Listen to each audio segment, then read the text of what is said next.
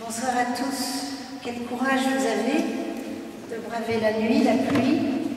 Enfin, c'est carême quand même. Alors, une soirée sur le mal, faut ce qu'il faut. Je suis touchée par la confiance qui m'a été manifestée. Je vis en voisine, nous ne faisons pas partie de la même province, mais tout de même, 2 heures de route, c'est rien. Et j'ai eu la joie de retrouver ce soir un ami, le père Claude Charlet. Le mal, je n'avais même pas le titre entier. On m'a dit le mal.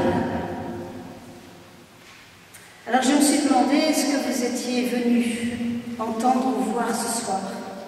Un peu d'horreur, d'atrocité, de terreur, de scandale, verser quelques larmes d'indignation ou de colère, peut-être de compassion. Les actualités nous fournissent tous les jours nos lots de désolation, dans nos banlieues proches, sur tous les continents, ici, au loin. Quel écho aurait ce titre de conférence ce soir à Damas, sous les bombes? La même conférence à Damas. Ou dans le désert d'Afghanistan, avec Al-Qaïda, ou du Niger, où angoissent les otages. Dans les quartiers coptes chrétiens du Caire, dans les bidonvilles de Buenos Aires ou de Bombay. Cherchons-nous des explications, des solutions politiques? Cherchons-nous des pistes d'action ou peut-être une consolation? Je ne sais pas ce qu'il y a dans votre tête ce soir. Je ne sais pas quel est votre désir, je ne vous connais pas. Peut-être, sans doute, ne vous connaissez-vous pas non plus les uns les autres. De toute façon, j'ai peur que vous soyez déçus à la sortie. Car vous venez certainement ce soir avec une question qui vous tourmente peut-être. Une situation particulière de souffrance, un scandale dans votre propre vie personnelle, conjugale, familiale. Le mal est une énigme universelle qui touche chacun mais que personne ne peut résoudre, pas même Dieu.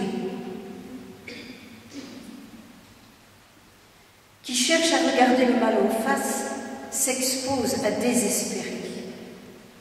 Je pense à la figure de Judas. C'est dangereux de regarder le mal en face. Le risque est réel. Car le mal est désespérant, il fait mal, il isole, il tue. La haine appelle la haine et la soif de vengeance, et le mal est toujours contagieux. Il étend ses ravages, il se multiplie, il nous submerge à la vitesse d'un tsunami. Chacun de nous ce soir, devant un tel sujet, et moi la première, nous nous sentons extrêmement vulnérables. Oui, il est dangereux, il peut être mortifère de regarder le mal en face. Pourtant, avec le Christ, nous osons défier le mal et le dénoncer. Nous essaierons de voir ce soir quelle espérance nous puisons dans le Christ pour ainsi oser affronter le mal, avec lui, pas sans lui. La croix. La croix ne résout pas l'énigme du mal, mais nous croyons qu'en Jésus crucifié, Dieu vient habiter de sa présence la souffrance des hommes. Il vient pardonner et appeler.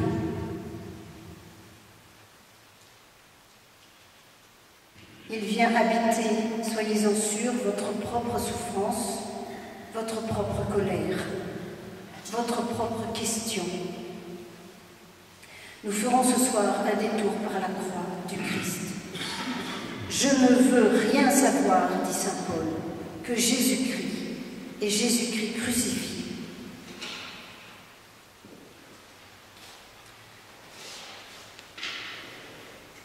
Je vais vous dire ce que je ne vais pas faire ce soir. Je ne vais pas faire un cours de philosophie. Je ne vais pas aborder la question du mal d'un point de vue métaphysique. Je ne vais pas non plus me situer du côté de la psychologie. Je ne suis pas psychiatre.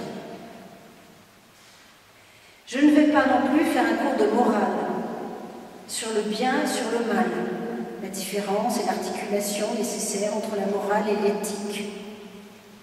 Je vais vous proposer un moment théologique et surtout une soirée spirituelle. En tout cas, en préparant, je me suis trouvée moi-même appelée à la conversion sur le chemin de Pâques. À quelques jours de la Semaine Sainte,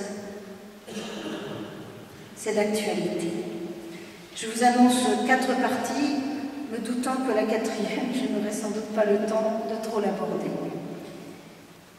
Nous allons d'abord essayer de repérer les différentes formes du mal et ses ruses pour séduire l'homme. Car nous verrons que le mal est séduisant, bien plus que repoussant. Et cela fait partie de son énigme. Face au mal, dans une deuxième partie, nous contemplerons Jésus, l'homme libre et l'homme au combat. Dans une troisième partie, nous remonterons au-delà du péché originel jusqu'au salut, plus originel que le péché. Et là, je n'ai pas entendu ni lu la conférence de François Heuvet, mais peut-être que nous raccrocherons justement création et mal, car le mal n'est pas originel et il ne fait pas partie du plan de Dieu. Dans une 4e partie, nous aborderons très brièvement quelques pistes. La vie chrétienne, comment s'inscrit-elle dans le combat de Jésus vainqueur?